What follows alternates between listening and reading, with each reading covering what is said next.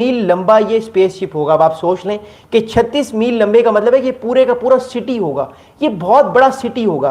क्या इसको बनाना अभी पॉसिबल है? अभी इसको बनाना पॉसिबल नहीं है, आई टोटली एग्री। क्या इसको 150 साल बाद बनाना पॉसिबल होगा? बिल्कुल पॉसिबल होगा, क्योंकि उस टाइम हमारे पास टेक्नोलॉजी बहुत वास्ट होगी, एजीआई एएसआई के लेवल तक जो है ह्यूमन बींग्स की इंटेलिजेंस जा चुकी होगी, तो मामला आसान होंगे। लेकिन एज ऑफ नाउ इस थ्योरेटिकल पेपर के मुताबिक ये जो क्रिस्टलिस ये स्टारशिप होगा ये तकरीबन 36 माइल लंबा होगा। अब आप सोच लें 36 मील लंबे का मतलब है तकरीबन 70 किलोमीटर लंबा होगा। अब 70 किलोमीटर का तो एक बहुत बड़ा सिटी होता है ना, 70 किलोमीटर का बहुत बड़ा सिटी होता है। अच्छा, इसके अंदर होगा क्या? ये पूरे का पूरा एक शहर होगा, सिटी होगा, और ये सिटी जो है ये उड़ता हुआ सिटी होगा, उड़ता हुआ स्पेसशिप होगा। ये इसकी लंबाई है, इसकी लंबाई बिल्कुल इस तरह होगी, जस्ट लाइक दैट। ओके, बिल्कुल सीधा होगा, ये बिल्कुल सीधा होगा 36, और ये इसकी चौड़ाई भी बहुत ज़्यादा होगी। अगली बात ये है कि इसके अंदर जो है वो लाइब्रेरीज होंगी, इसके अंदर ट्रॉपिकल फॉरेस्ट होंगे, आर्टिफिशियल फॉरेस्ट भी होंगे, इसके अंदर जंगल भी बनाए जाएंगे इसके अंदर आर्टिफिशियल, ताकि लोग जो है वो जो इंसान की तरह का एक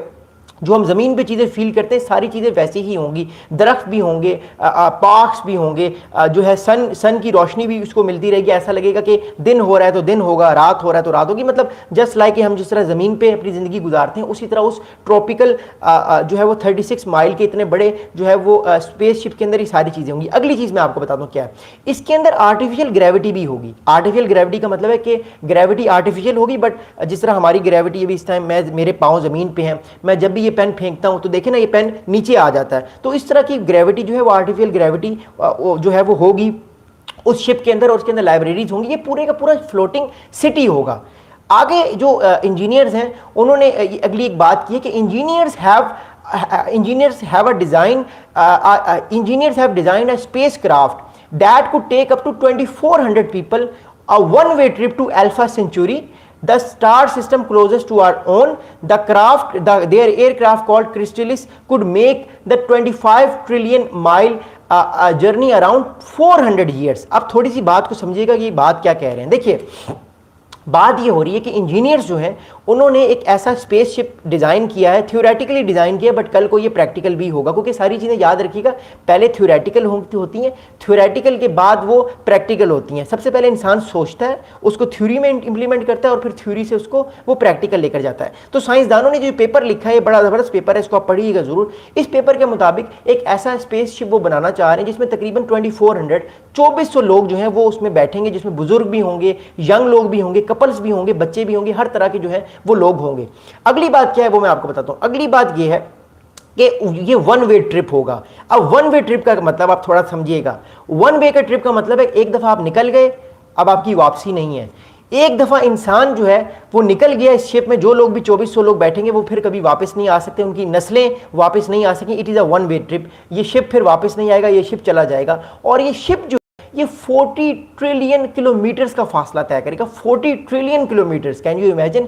इतना फासला है हमारी सोलर सिस्टम में, इतना बड़ा सोलर सिस्टम है हमारा कि अगर हमें अपने करीबी सोलर सिस्टम तक भी जाना है, सबसे करीबी, तो हमें 4.5 साल लगेंगे। यानी इतना फासला है, इतना बड़ा मामला है कि सोलर सिस्टम, हमारा वाला जो सोलर सिस्टम है, वो दूसरे सोलर सिस्टम तक जाने के लिए इंसान को तकरीबन 40 ट्रिलियन किलोमीटर्स का फासला करना पड़ेगा। और ये स्पेसशिप जो है इसको 400 साल लगेंगे, 400 ईयर्स लगेंगे। इसका मतलब है अगर ये शिप जो है वो 200 साल बाद बनता है, तो अगर 200 साल बाद ये उड़ता है तो उसको अगले 400 साल लगेंगे, यानी 600 ईयर्स बाद ये सारा मामला पूरा होगा, अगर इसको मैं लेकर चलूँ कि ये 200 साल बाद मामला बनता है।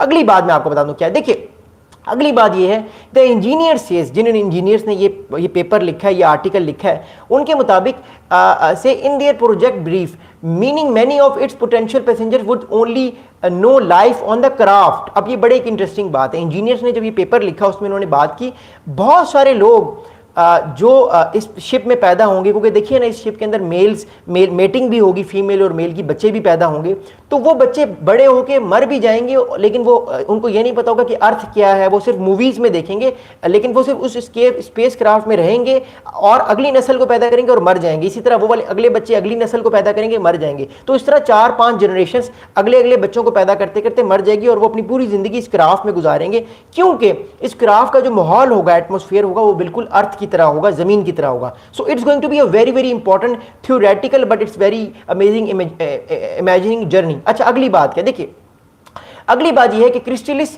जो स्पेस क्राफ्ट है, जो थ्योरेटिकल स्पेस क्राफ्ट है जो 200 साल बाद उड़ेगा, it is design to house several generation of people